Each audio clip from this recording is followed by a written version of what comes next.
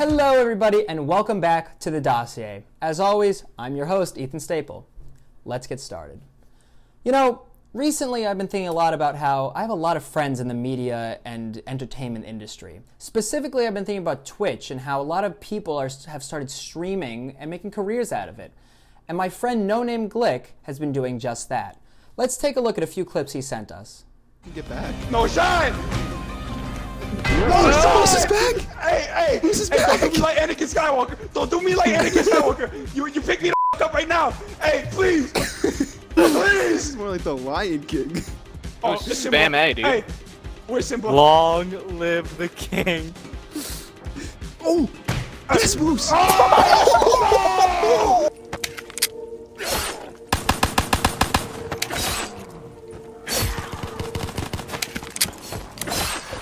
Ah, That's so wonderful. Okay, that's as good as we've ever been on points, really. yeah. Alright, everyone, this is legitimately it. If we're gonna do anything, if we're gonna make any noise. If it's ever gonna happen, this is, yeah. If we're gonna make any noise, top 3. Yeah. Yep, that's it. Go, go, go. I know where and when you are. Fun. 104.58 would be a 4:38. Thank you, NoNameGlick, for sending those in. You can find him on a future episode of the Dossier, so check that out. Right now, with me over Zoom, we have a producer, a photographer, an educator, and now the third guest of the Dossier. Ladies and gentlemen, and everything in between, it is my honor and privilege to introduce to you Dustin Hodge. Dustin, how are you? Oh, I'm great. Thank you for having me. Great intro there. And so, yeah, I'm excited to be on this. It's a pleasure. It's a pleasure. So, Dustin, if you could tell us a little bit about yourself, just the basics, really. Okay. Let's see. I'm based in Colorado. I've been working in television and film for about 15 years or so. The last 10 years, I've been a showrunner on a national TV series. Little Britches Rodeo focuses on rural issues, and it airs on RFD TV in about 50 million homes, and then we're syndicated in about another 40 million. But I've worked in broadcast television news, I've worked on documentaries, travel. I've kind of done almost everything, I guess. I wanted to go off of that for a sec, the Little Britches Rodeo. What exactly brought you to this specific show? Because I know, you've never really done rodeo in the past, so how did you get in the bullpen, really, with this show? Yeah, that's a great question. Colorado is actually a hotbed for rodeo. I didn't know that when I moved. I'm from Texas, so I'm Texas native. And the Pro Rodeo Hall of Fame is here, PBR, PRCA, Little Britches, National High School Rodeo Finals, they're all headquartered in Colorado. And Little Britches is a national organization for youth rodeo. And they were looking to do a series. And I kind of got connected with them. And I said, listen, I don't know rodeo. I'll learn rodeo. But I know television. And so 230-something episodes later, here we are. Well, congratulations on that. I wanted to ask you also, what are the benefits of working independently in production versus with a larger group? Because you have, Hodge Media Group, but I know you also work with, the Denver, PBS, flagship station. Yeah, so I serve on an advisory board for Southern Rocky Mountain PBS. But a lot of my early career was started on large productions like Friday Night Lights, a bunch of reality shows. And what I like about independent production is that there's a creativity that comes out of it just because you have smaller crews, you have smaller budgets. And so a lot of the things that you're seeing now in social media that you're seeing, that you saw like in Vine, which is carried over to TikTok, you're seeing people being innovative just because they have to. I like independent production because you can pick and choose your crew. And the other thing is I like the lifestyle. I can work from home whenever for pre-production and post a lot of times. And occasionally I'll get an offer, but it's always something like, well, you have to come to San Antonio or Alaska for 3 months or 5 months. And that's kind of hard when you have dog, you have a dog, you have a wife, you're kind of ingrained in the community. I serve on several boards. So being independent, I can pick and choose my schedule as long as I'm on time, on deadline. And so that's what I like about it. Okay. I know, you've been in this industry for a long time. You're bound to work with some odd jobs. I know you said that you were working with music videos early on. Can you give me a little bit of background on some of those odd jobs you had, and, maybe did you get paid a lot for it? How did you get paid for said music video? Could you go into a little detail about that? Oh yeah, no, I did not get paid a lot on any of those projects. And I think that's what, if you're in college or a few years out of college, you take jobs just because you need the experience. You're trying to build your demo reel, you're trying to build your resume. So I did kind of whatever I could find. Music videos, I would shoot music videos for bands that were kind of on the cusp that maybe they were going to make it. And they always broke up. So, you'd finish a music video or get close to finishing it. I did a music video where, I was shooting and editing the entire thing. And I got paid $200 and a smoke machine. So a lot of times you take things in barter. I worked for like commercials, casting calls for commercials where these are large national or regional commercials, and you come in and there are, they call them cattle calls. So you have 800 people just lined up, and they come in and they say their, 2 lines. And so a lot of times you take what you can, because you're not getting offered a lot of things because you don't have a lot of experience. You don't have that big network built up. And that's why I love working with young filmmakers, because I know how hard that struggle is. And so a lot of times I'll hire every season 4 to 6, seniors in college or people right out of college.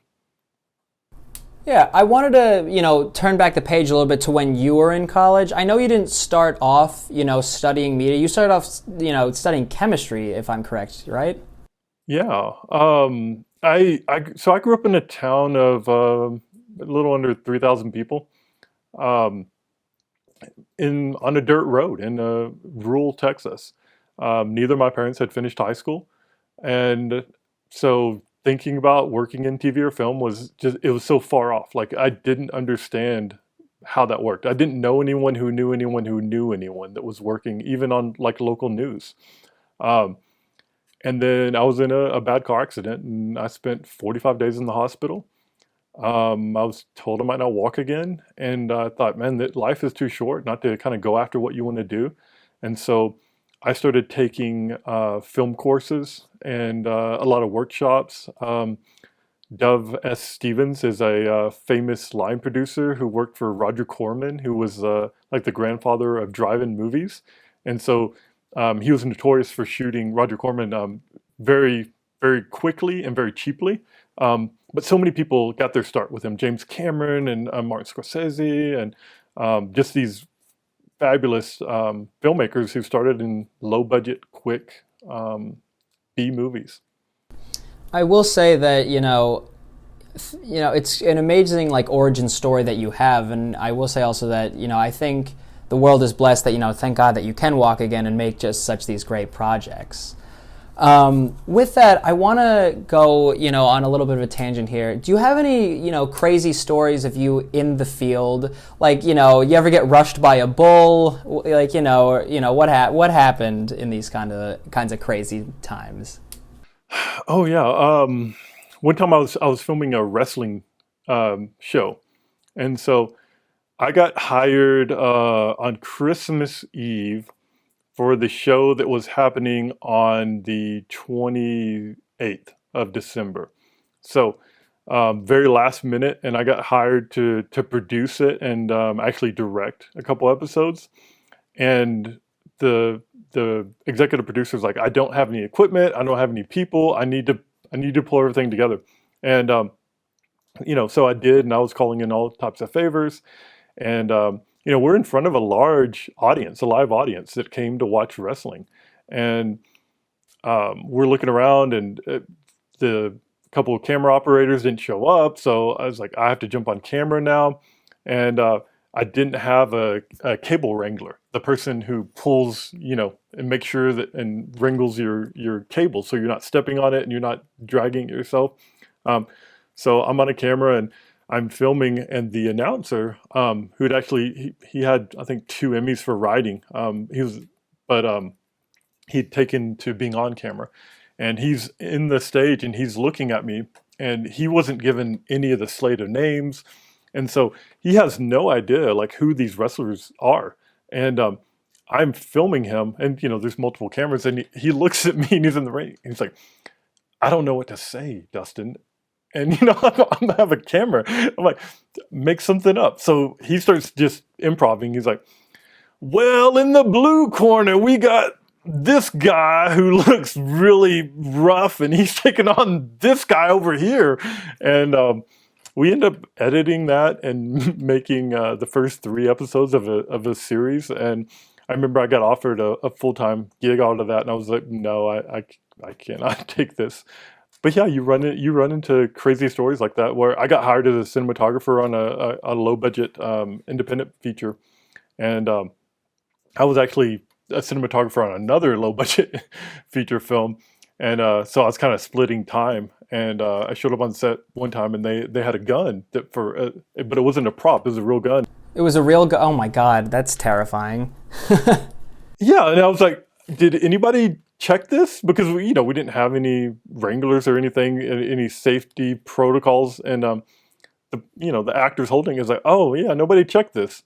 Yeah, that's not terrifying at all. My God. Considering where you started and your career so far now, I know you're an educator and you're currently working at Goucher College teaching a course. What advice would you give someone who's either close to graduating or has just graduated and wants to step into the media industry? Yeah, that's a great question. And I'm really fortunate to teach this class. I try to teach. I like to teach 1 or 2 classes occasionally, just because you meet those up and coming filmmakers and you can give them advice you wish you had. But I would say, reach out and make as many connections as you can, whether it's your professors or people that are brought, they bring in to speak. Look at any of your local film clubs, your state film commission, because what you want to do is those are the people that are going to hire you. Hopefully they're people that are, they should be people that are connected to the industry. Maybe they're Producers Guild, their Television Academy, and so they're always looking for people. And a lot of times, you have to take that first job where you're not making much money sometimes, or maybe even free, just to get your foot in the door. But you also, so a lot of times, it's rough because you're working at night, you're saving up money, and then you're working on a commercial, you're working, maybe you're a PA for a series. So that's the biggest thing is reach out to people and just tell them I'm eager to learn. I want to work. And then the other thing I would say is to make sure that you've done stuff, right? Like whether it's student projects, it's little short films you've done, documentaries, music videos, and just have a little bit of body of work. Just something you can say, like, this is what I did. 3 of my friends shot this weekend. Well, that's definitely, food for thought, and I think that's going to be helpful to, whoever watches the Dossier, no matter where they're at in their career. I think that will be very helpful. So thank you, Dustin. Finally, I wanted to ask you, because as per Dossier fashion, my producer's telling me we're running a little bit over, so I'll ask you this. Where can we find your work, and, if you want to promote yourself in any way, now's the time. Oh, okay. Yeah, you can go to dustinhodge.com. That has all my social media listed there. And then you can just kind of branch out, find me on Twitter, Instagram, or, LinkedIn if you want to make that first network connection there. Awesome. Well, Dustin, it's a pleasure to have you on the program. Thank you so much. Ladies and gentlemen, it is a pleasure, as always, to have you watch this. As always, I'm Ethan Staple of the Dossier, and now here with us, our musical guest and my very dear friend, NAE. Hey, I'm NAE, and this is my song, Blue Jean Baby. You can find it on Spotify.